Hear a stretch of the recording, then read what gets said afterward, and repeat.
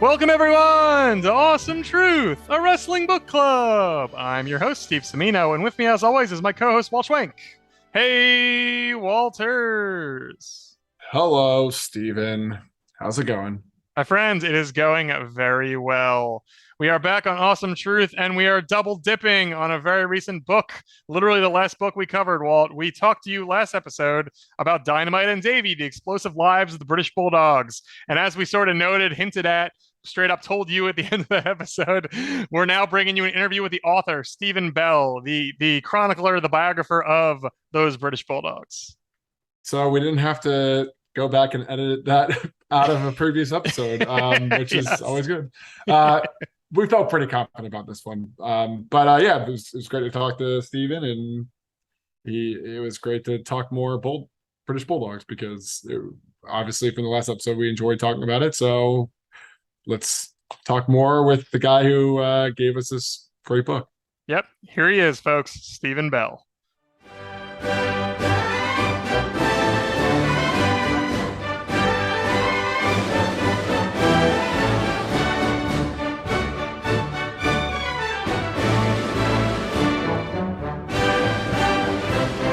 We are so glad to have a special guest with us today. He is the author of Dynamite and Davey, the explosive lives of the British Bulldogs. His name is Stephen Bell. Stephen, how are you, sir? Good. All the better for hearing your podcast without me earlier, which I was quite nervous about listening to, actually, because I thought, well, going to get some truth told here, but I was glad to hear that the truth was pretty much all positive. So it made me even more glad to turn up to this one. Yeah, it was hard to find any complaints, which is not necessarily something that we usually say when we read books specifically about wrestling. But no, in all honesty, it was a great job, and as you could tell, we really enjoyed it, and we're really happy to have you here. Yeah, well, I've partly joked to people saying that I feel like I could write a book about writing a book. Where this one's concerned. So yeah, happy to field off any questions.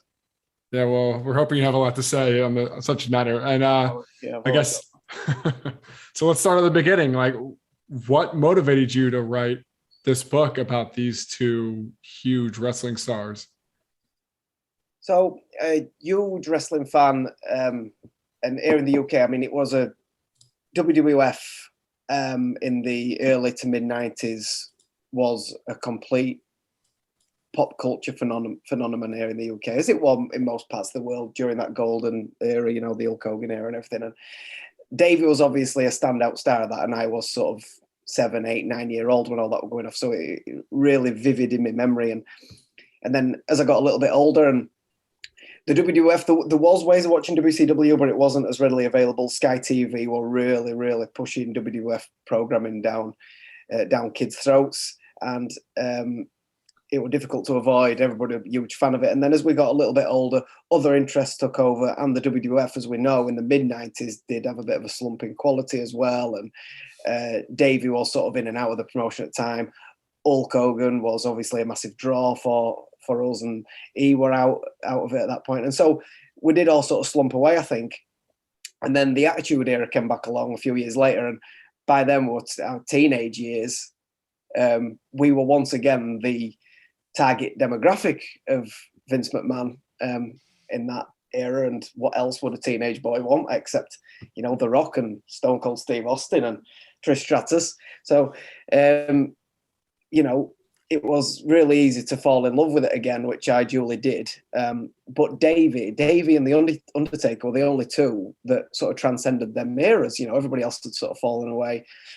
So once again, it came back into my fandom, the Davey. But by that point, I was sort of 16, 17 and 18 years old, and I'd grown very sort of socially and geographically aware. And by that point, I realised that Davey were from a very similar heritage to me. He's from a mining town just like me, only 45 minutes drive away, probably less.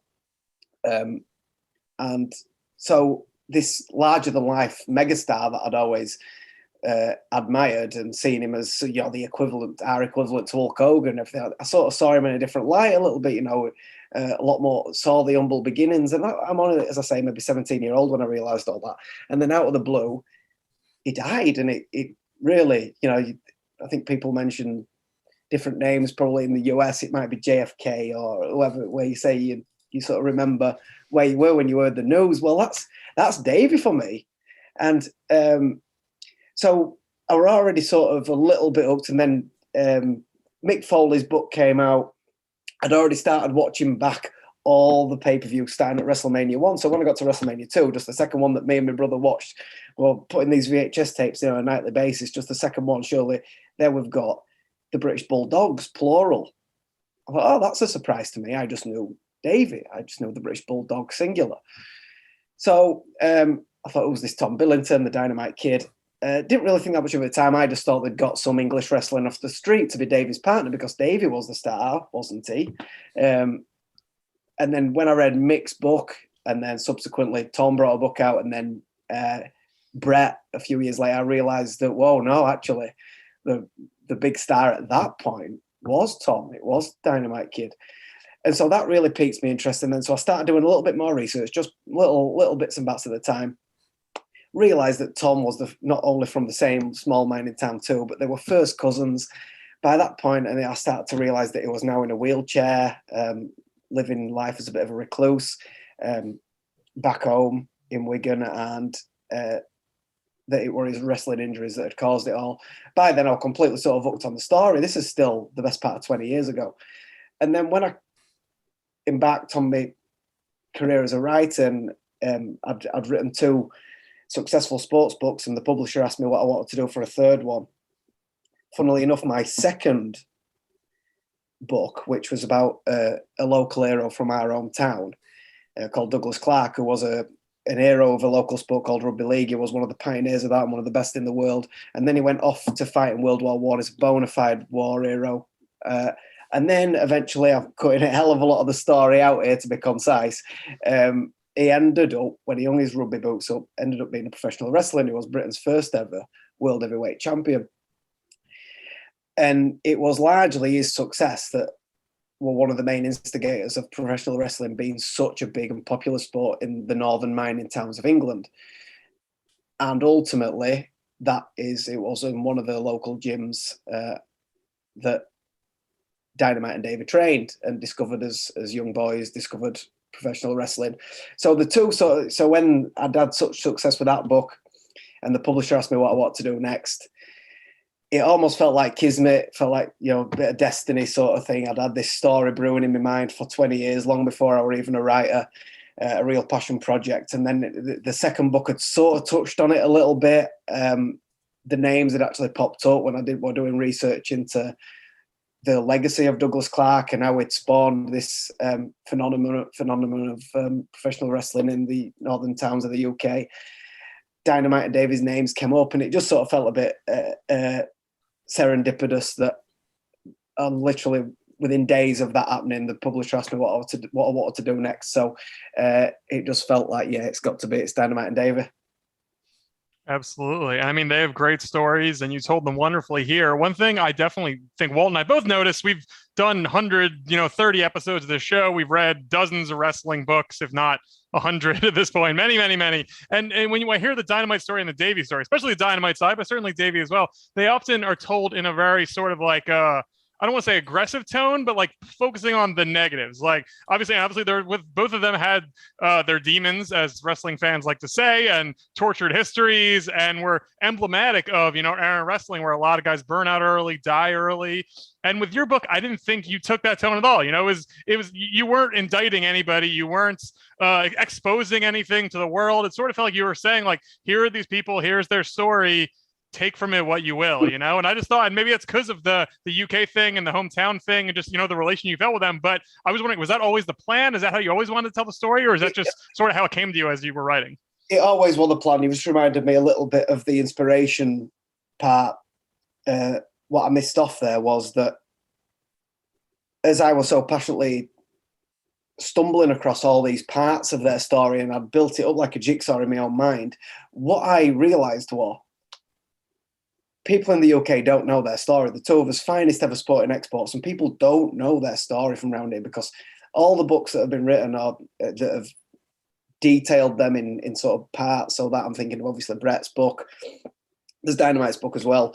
Other books that they're mentioned in part, and then the sort of documentaries that they get mentioned in. A lot of the shoot interviews that are about now, they get mentioned in.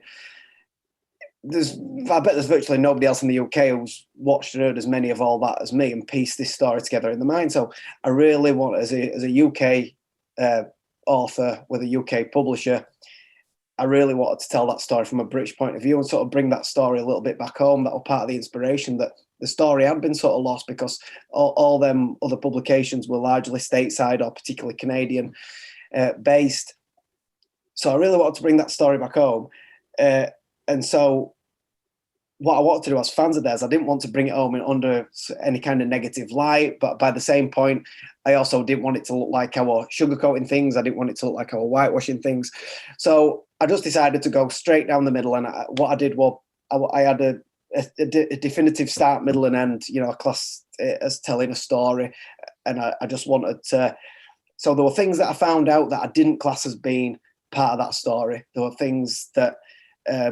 I just thought it'd feel like I was going off on a tangent. It'd feel like I was being overly negative if I included that or really dug deep on that.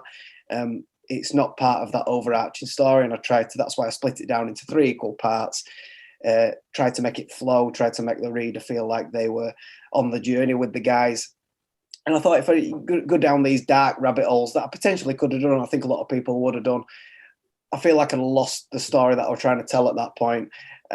And afterwards, if I painted them in a negative light, what would have been the point of that inspiration of bringing their story back home to celebrate them in a way? As I say, I think the two of us finest sporting exports that have been largely forgotten to a large extent. So it'd have been counterproductive to do that.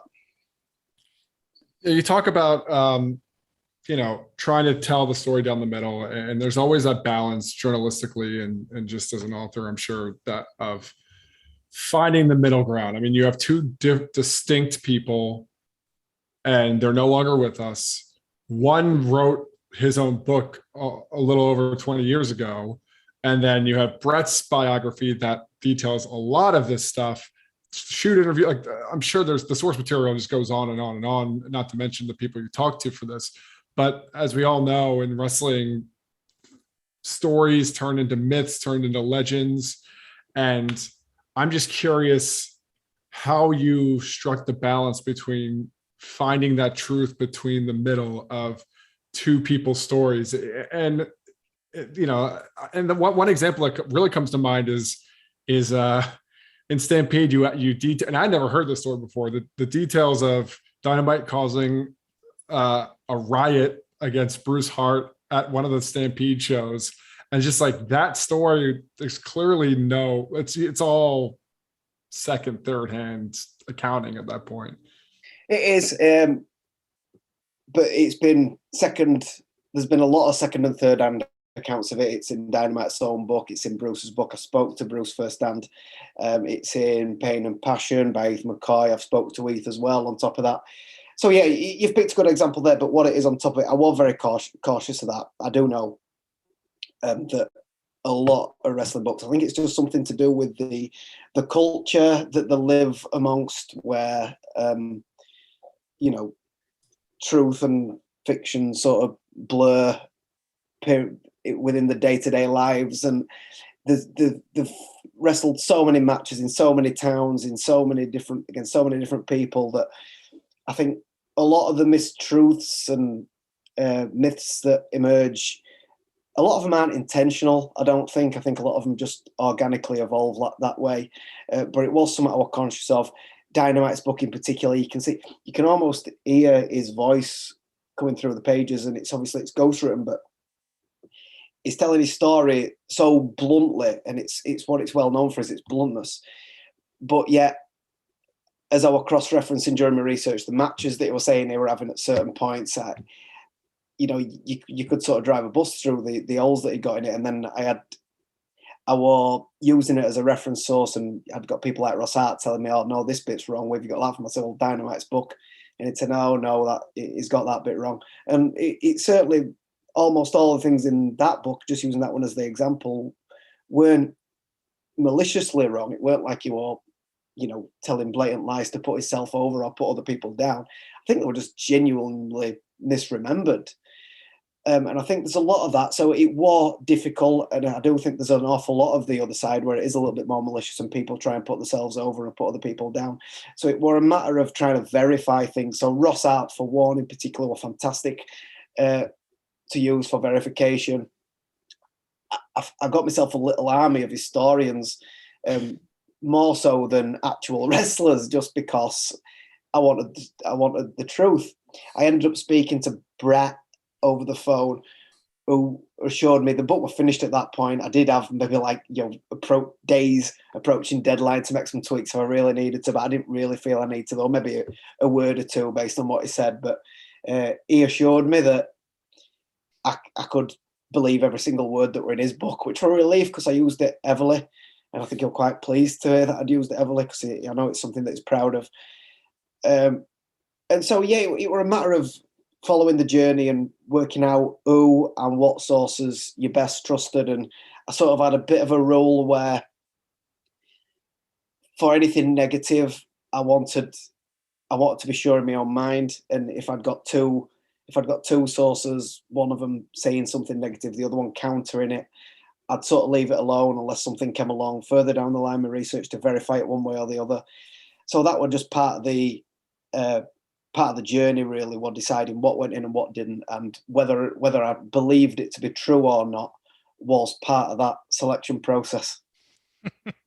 Well, again, we know from reading so many autobiographies, and this is why I prefer research books like yours, because not all, but some wrestling autobiographies are guys putting themselves over, as you said, guys slamming their longtime enemies, and the clip of Dynamite talking to Chris Benoit that you include so liberally in the book, basically a whole section is about Dynamite's words, Benoit's words, their conversation. I think it's great. I think that's really the one time you allow pure first person sort of narration in the book, and I think it's a great use of that because there's just so many parts of that. Like you've told this very objective, straightforward story about these two guys in the world around them, 80s wrestling, Vince McMahon, all the sort of nuts and bolts, and then near the end you tie it up with and here is a little snippet of Dynamite as who he is and Benoit as who he is, and there's a chilling element to it because of what ultimately happened with Benoit. But I think that's one of the moments where you allowed, I imagine, Dynamite's voice to come through on purpose to say here's a little bit this guy had his grievances, he had his tone, he had his style, he had his tenor, and here's a little bit of what it is. Goes a long way. I thought it was a great time to sort of here for the man himself, and again, draw your own conclusions on what kind of person he was, certainly at that point.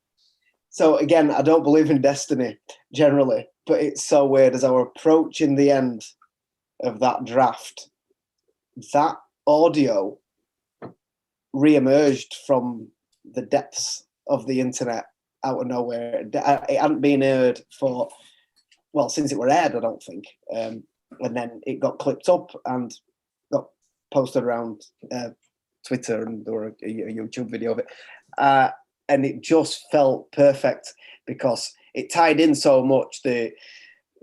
So many of the threads that I'd laid in throughout the book were mentioned in it. Tom's legendary,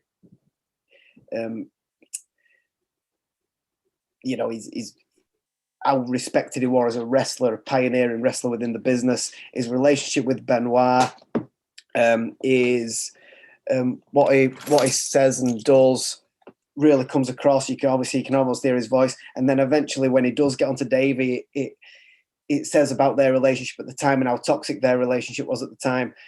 When he starts talking, you can almost hear a little bit of, I don't know what to call it, jealousy or bitterness or whatever it is that he says, about Davey getting treatment for his Davey being in rehab on Vince McMahon's dime, and he never got any of that when his back were broken. I just thought that however long the audio is, 5 or 10 minutes is all it is, but it captures so much after what I'd already discussed throughout the book. I really thought it added a lot. So yeah, that war time when I decided to include that. The reason that I didn't do things like that throughout the book is I didn't want wanted to write the book that I'd want to read. That's always been sort of a passion of mine. What I wouldn't want to read was a book about these two guys that just went and so said this in their book, but somebody else told me this, and then I saw this on a show. I didn't want it to be that, so I wanted to make my own judgment, make my own assessment based on, and I wanted the reader to sort of trust my judgment and the amount of research that I'd done, that, you can trust that if it's in the book, it's what I believed happened, rather than 400 or 500 pages of quote and counter quote. Where's the fun in that, to either write or read? So yeah, that's why you get the style that you got. So having done this extensive research and heard all these stories about these guys, you outlined at the beginning that you were a fairly big British Bulldog fan, understandably so. And, a lot of your fandom parallels ours, in a sense that, growing up in the Attitude Era and then the new generation and, getting into wrestling at a certain age where the British Bulldog was a huge name for Vince McMahon and the WWF. Specifically, my mind goes to Davey Boy because I have this image of this guy as a kid, and then reading about him, through your book and other avenues. It's like it gets changed a lot, and where I started does not necessarily end where I am now. And I'm just curious, in your words and your perspective, like knowing what you said about how you saw this larger than life, this wrestler superstar, growing up, like what parts of that have transformed and evolved, both good and bad, or neutral, or just here's how I feel about this character, this person now? I think you might be surprised to hear, listeners might be surprised to hear, that hardly anything bad. And I say that because despite the fact that there were some controversies surrounding Davey, I feel that what it was more than anything was just a nice and normal human being. And I think that as a young boy looking up at him as the British Bulldog, it's easy to forget that. You see a larger than life superstar. What my research told me about him, and especially speaking to people that knew him, he was just a nice man, humble, vulnerable, I think. And a term that gets said a lot is that he were a follower rather than a leader. And I think that shows. I think there's real evidence of that, both for good and bad. So yeah, when obviously in the book, after reporting the fact that he, there's the addiction issues, there's some violent altercations that land him in trouble. There's a perceived links to drug dealers and biker gangs who have violent tendencies, and so there's these controversial aspects to him. But he seemed to transcend all them. He always felt as though in all them circumstances he was more of a victim than a perpetrator all the time. And I think the fact that he was the one that died at such a young age, he followed too many people down the wrong paths at various times in his life and career, and paid the ultimate price. So yeah, in terms of, I don't think negative about either of the guys, to be honest, based on my research and getting to know people. Tom, conversely, I did have a negative thought over, I did, but just sort of, I only knew that the tropes that there about him, that, this sort of demonic person that were out there. And I'm so glad that all the feedback I've got is that I've changed that for a lot of people by showing the other side to him, this fiercely loyal character who, again, I think them sort of actions and tendencies only come out of an innate vulnerability. And being from a small mining town where they're generally quite inwardly looking, or they certainly were these towns, they're not very cosmopolitan, to say the least, or they weren't.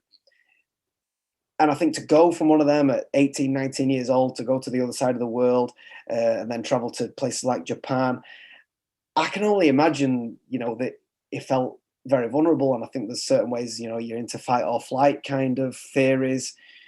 And I think he were always a fighter. And I think he lashed out at people. He wanted to portray himself as a tough guy, which he was, but he wanted to make sure people knew that. He was a, strike first, ask questions later kind of guy. But I think it all came down to this a little bit of a vulnerable side, and I think he showed that towards the end of his life. And I like to think I've put that across. So no, my opinions of the guys, I think my opinion of Tom certainly changed throughout the research. My opinion of Davey was always high anyway, and certainly didn't go down. If anything, it still went up despite learning some potentially controversial things. I hold them both in high regard. And I think it's hard to it's hard to equate this, and it's important not to forget the world they went into was pro wrestling in the 80s, like in a very intense, carny type industry filled with a lot of characters, to say the least, a lot of bad influences, a lot of trouble, like you said, that if your instinct is already to fights over flights, and then you run into a wrestling, with a wrestling crowd, it's just going to exacerbate your worst influences, your worst instincts, all your worst, maybe your fears, your concerns. Like, I feel like it's just a very dangerous place to put someone like Tom, and also to put someone like Davey, a malleable person and a quick to react type person. That feels like a very kindling, ready to burst at any moment.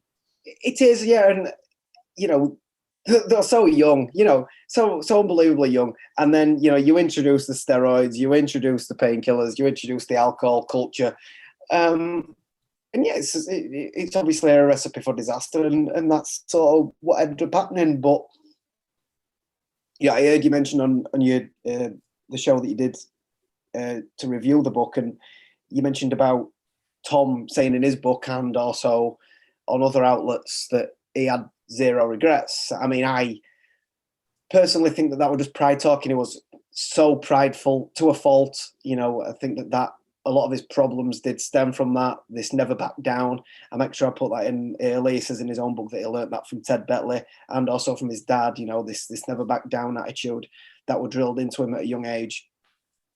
And I think he almost took that one step too far.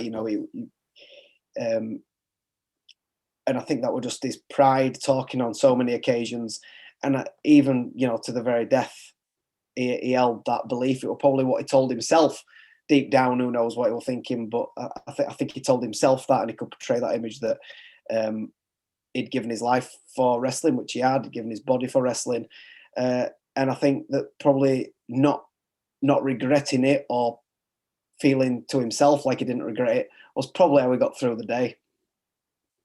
Absolutely. No, that makes perfect sense. And sort of piggybacking on that, and just talking about the people, obviously your sources are ample, and and you clearly crossed your T's and dotted your I's, to say the least. But Tom's daughter and and the Hart family obviously were involved in the book in some capacity. You mentioned very quickly near the end the Smith family chose not to participate. Obviously, that's their right and privilege. Certainly not trying to drag their name through the muck in the least. But obviously, I'm sure you would have loved to hear from someone from their ends. Do you have any thoughts on why they didn't? Obviously, you told Davey's story. I mean, as we said, you told it objectively. You feel strongly, positively towards him for the most part. Did they just not want to get involved in this particular one? Was there any more background there, or is it just not something they wanted to do at this moment?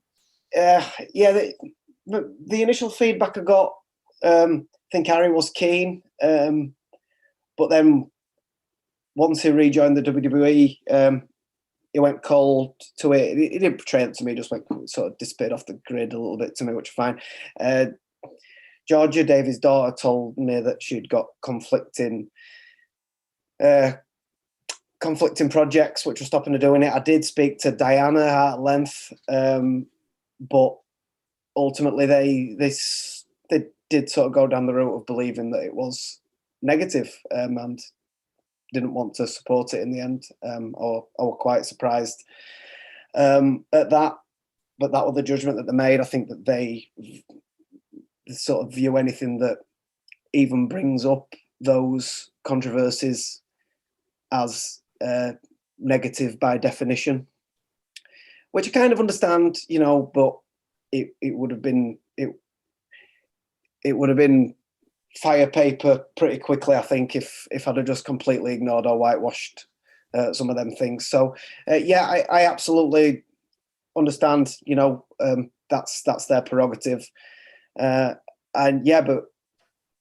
Bronwyn, Billington, and Ross, in particular, are my two sort of biggest supporters and biggest champions, and two of my biggest sources of information and photos and everything like that. Michelle Billington was great. I ended up speaking to various art siblings, many of them ultimately as well. That sort of peaked when I got an email off. An email landed in my spam, actually. Luckily, I checked my spam one day, and the subject line was "Hitman reaching out." I thought, yes. Wow. No. Why would spam do that? That's so rude. So that was great. And then we arranged a little telephone conversation. So Brett was very humble and nice to speak to. Wow, that's great.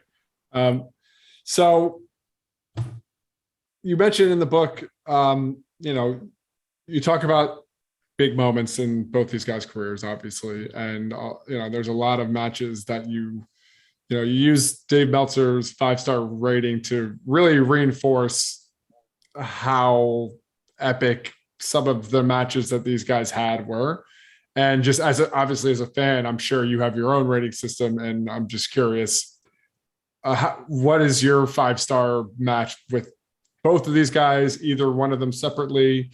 What are your top, matches as a fan, having watched these guys? Yeah.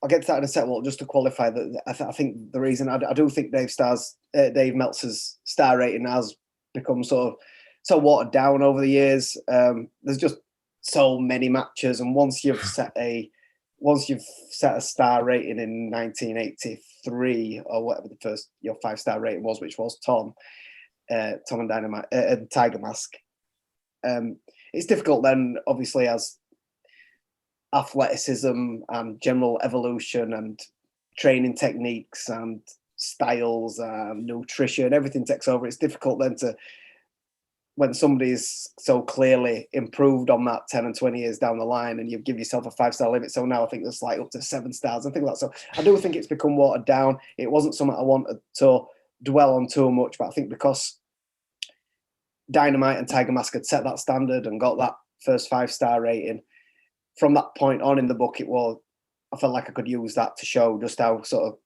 close Davey kept getting. He kept getting sort of 5.5-star ratings. But that's all that was the reason that I chose to just sort of reference that. But the best matches that I saw as a tandem, as a tag team, they had some awesome matches in Japan. It's difficult to pick one. There's one in particular with the Malenko brothers that's absolutely wonderful to see. So technical. But then they go from that to having sort of really hard-hitting matches against, your Stan Hansons and your Harley Racers and the Funk Brothers. But individually, what I stumbled across, I think it's easy to say Dynamite and Tiger Mask. That automatically springs to mind. It's difficult to beat that. They did a 7-minute cameo for Vince McMahon in Madison Square Garden that I detail in the book. That's available on network, however you want to watch it. They just sort of crammed their whole routine into 7 minutes, and it's just amazing to watch the crowd in that match, because the crowd go from thinking it's almost like the intermission. Yeah, we don't know who these guys are. We're waiting for Andre the Giant or whoever's on later, and within a minute of the match, they're all sort of stood thinking, oh, hang on a minute, what's this, what we're looking at here? And then within 2 minutes later, they're all off the seats and cheering. And by the 6th and 7th minute, the jaws are wide open, they're cheering to the rafters, and the roof's coming off the place. And you can see in that 7 minutes, they've won every single member of the crowd over at Madison Square Garden. I think that's really amazing to see. So I'd encourage anybody to watch that. But the sort of gem that I found from Tom's single career was in 1979. I think people think that he's sort of early to mid 80s, 83, 84 were Tom's peak years. But by then he had put a lot of size and bulk on. By then he probably had slowed down a little bit, and certainly in terms of the length of the matches that he could go at full speed for. But in 1979, Stampede did a co-promotion with New Japan, and New Japan sent over Tatsuji Fujinami, who was the junior heavyweight champion at the time, and Tom was picked to be his opponent to sort of show off both the skills. And they have a match at the Victoria Pavilion in Calgary.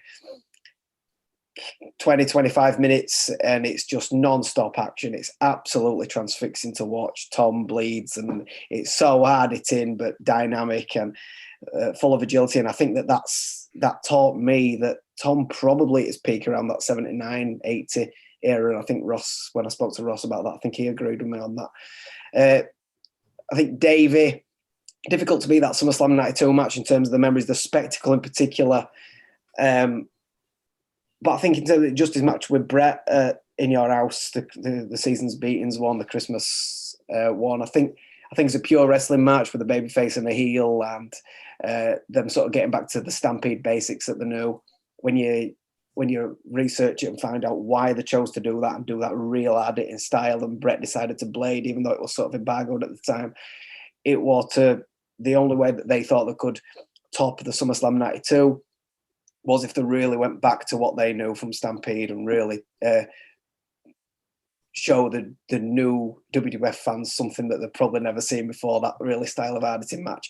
And they decided to do that, and they pulled it off, and that's a really amazing match. So I think that in my mind, just slightly tops the SummerSlam 92 match. But what I'll always go to, I don't like doing it purely for Davey because he was such a small part of it, but the Calgary Stampede 10-man tag team match, in terms of just a raucous wrestling spectacle to watch, you will never see a crowd so electrified. And even watching it on catch up, however you want to watch it, you can feel it. It almost feels like your TV's shaking, because it's such a unique atmosphere, and I don't think it'll ever be repeated. It's certainly never been repeated since that I know of. So yeah, I think Davey's part in that obviously deserves credit.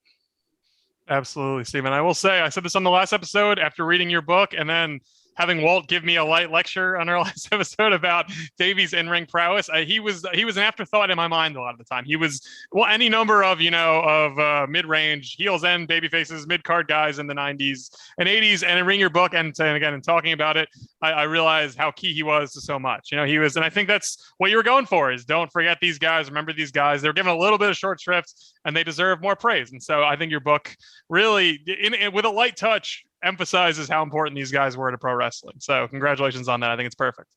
Cheers. Yeah, thanks. I think what it is with Davey, I think part of the problem is, and this is just something that I've sort of learned myself, or of a theory that I've learned to have myself.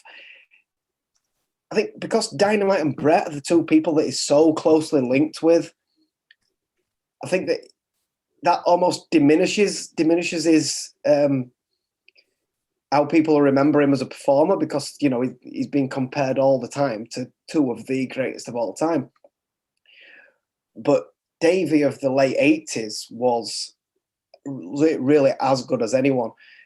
By the time it's got to the mid 90s, when he was in the mainstream, he could still go. Of course, he could still go. He was still an excellent performer, but he'd gone. It lost a step or two from what it once was. And I do think that, I say, Davey of the late 90s was one of the top 5 or 10 performers in the world for many a year.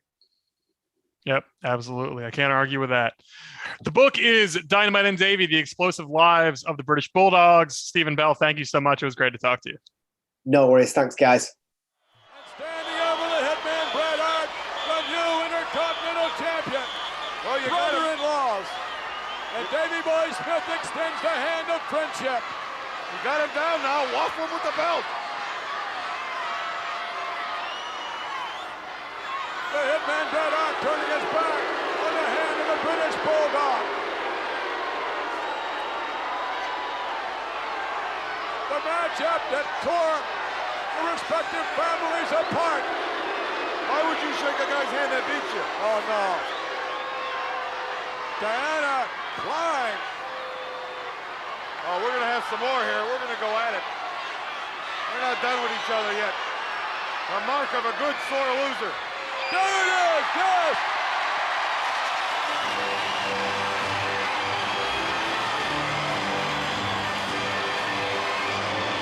What a SummerSlam! What a matchup! The new champion, and look at that. What a great interview, Walt. Stephen Bell, excellent book. We've said it last episode. We said it here. We're saying it again right now. It's a great book. The Bulldogs are a fascinating subject matter, and it was wonderful to talk to him about them. Yeah, and it's great to get that insight from someone who grew up literally. It sounds like he grew up in a neighboring area. Obviously, the Bulldogs had very special meaning to Stephen, and it's good to get that insight from someone who cares deeply about the topic they're covering. Yeah, as we said in the episode previously, we felt a sympathy and an attempt to understand them a little deeper than maybe you'd expect. And then having Stephen just expand on why he wanted to cover them that way fills in all the blanks. It's the joy of talking to the author, Walt, as we get to learn some stuff we didn't know before. So that's the best part. Yeah, and all the other insights and inside info, always useful and valuable to hear. Yep. He's a great guy. It's a great book. Check it out if you haven't yet. And of course, check out more of our episodes at awesometruth.libsyn.com. Subscribe to us, Apple Podcasts, Spotify, Stitcher, everywhere podcasts are delivered. We are there, and follow us on Twitter and Instagram at awesometruthpod. Walt, I think that's it for the Bulldogs. We're all done. Nice to talk about them. And now we move on to other pastures, huh? Yeah, let's do that. We're not going to foreshadow here. Obviously. No, we have no idea what we're going to do. That's part of the joy of the show. We'll figure it out as we go. Yeah, we'll call it in the ring. There's always wrestling content to cover. Amazingly enough, there's never somehow there's over 5 years.